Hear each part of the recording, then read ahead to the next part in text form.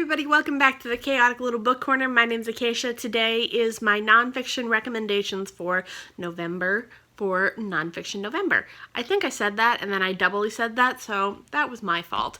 Why is there a little fuzz? Okay, that's fine. So, I don't have any books for sport except for the one that I'm reading, which is Eat, Sweat, Play. So I am going to stick with design, which is very loosely design, and then truth and voice. That's all I got. This readathon is hosted by Olive from A Book Olive. I will link her channel up in the cards. I will also link a little bit later on, because I don't want to overlap those two links up in the cards, my Nonfiction November TBR, and you guys will be able to see that. It will also be linked at the end of the video. So, these books I am not very commonly discussing. Actually, I don't think I discuss these very frequently at all. Some of them I've discussed a couple of times, but for the most part, they really haven't been discussed that many times. So, let's start with design. I have this. This is Gracefully Insane. This is Life and Death Inside America's Premier Mental Hospital by Alex Beam. Now, this one, the reason I picked it is this is the history and story of McLean Hospital. So the design of McLean Hospital and the growing and building of it is in this story. That is how I define design. Otherwise, the only thing that this is the history of McLean, and it goes into things that, you know, people that were there. So Suzanne Kaysen, James Taylor, Ray Charles, Sylvia Plath, John Forbes Nash. And then McLean is considered one of the best mental hospitals in the country. And this just sort of discusses the growth of that and the idea of that and the institution behind it and what kind of background it has. I think it's associated with Harvard, if I'm correct. It's close to Newton, Massachusetts, but I think it's related to Harvard. So, yeah, I think that in general this is just a history of a mental hospital, but it's the design of it and the growth of it and the change of it. So that's what I went with for design. Then we're going to go into truth, because that was a stretch. But here we go. This is Trainwreck by Sadie Doyle, The Women We Love to Hate, Mock, and Fear, and Why. This one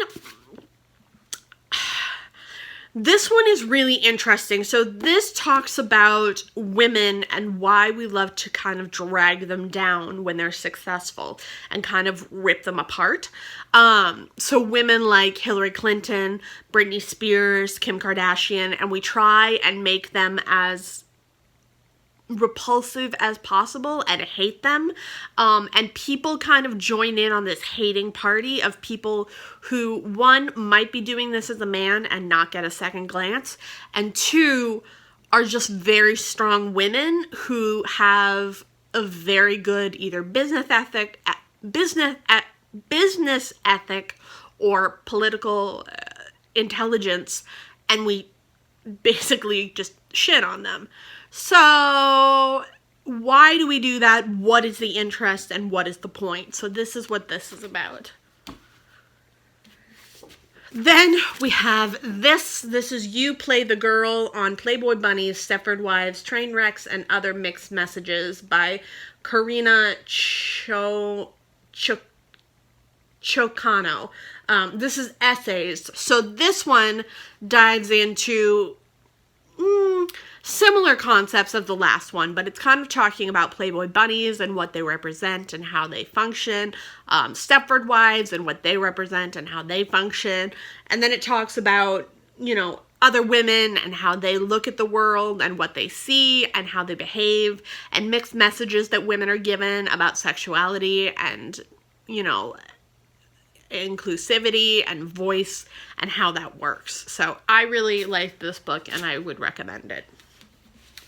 This one is also for truth. This one is definitely more for my subscribers that have had trauma in their lives. This is The Body Keeps the Score, Brain, Mind, and Body in a Healing of Trauma by Bessel van de Kolk. So I don't know what happened there.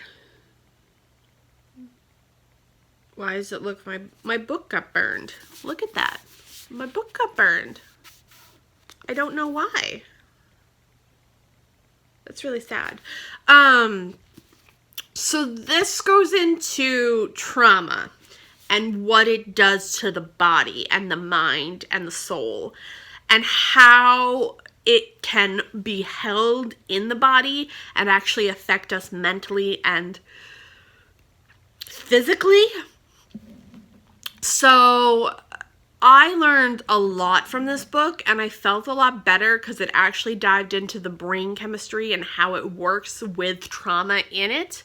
And that made me feel a lot better because it gave me an insight into why I behave the way I do in certain situations, which I hadn't felt I could explain up until that point. So it was really enlightening and I really enjoyed it. I would definitely recommend that if you've had trauma in your past and you're looking to kind of learn a little bit more about yourself and get some insight on trauma and what it does to you.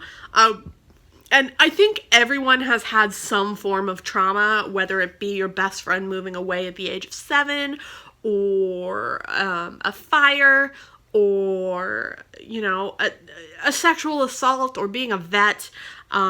Or even like a really bad breakup that could completely traumatize you, like a divorce or a really long-term commitment or a physically assaulting, you know, partner, anything like that. That's trauma and that's held in your body. So that book really dives into that. I would recommend it. And then the last one I have for truth is Things No One Will Tell a Fat Girl. Nope, Things No One Will Tell Fat Girls by Jess Baker. A handbook for unapologetic living. This one is, how do I explain this? So this is written from a blogger and it's formatted in essay format, I would say, and lists and, you know, there's some, what is it, like this, some shorthand and little, the Fat People Do All Things challenge after seeing t-shirts sold for soon-to-be moms saying, I'm not fat, just pregnant. I knew I needed my own version, so I made a I'm not pregnant, just fat. Wearing ironic t-shirts is one of the challenges, I guess. I don't remember that, but goodness gracious. This is really, it's a lot. It's very sassy and it's very honest and it kind of pushes you to feel more comfortable within your skin, even when you may not be ready to feel comfortable in your skin.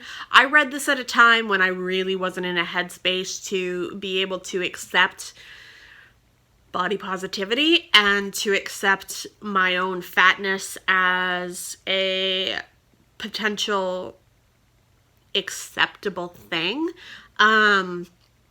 And a lot of people still think that fatness isn't acceptable, and I'm working on not being so fat by going to a nutritionist and dealing with my doctors and trying to exercise and eat healthier. Like, I'm doing all of that, but I'm still big, and I'm gonna probably still be big. I don't think I'm ever gonna be smaller than a size 10. It's just my body type, and also I like food, and I'm not a really big exercise fan, so I know I'm always going to be big. So this book I should probably reread and get into and feel my way through a little bit more. And then we have Voice.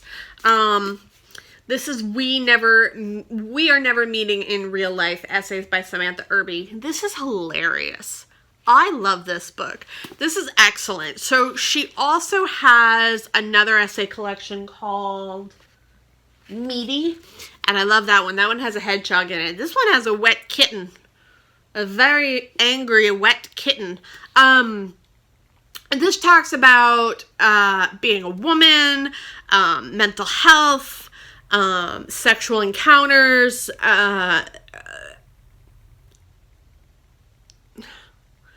you know, everything. It kind of just talks about everything, and it's just really interesting. It's a laugh out loud kind of thing.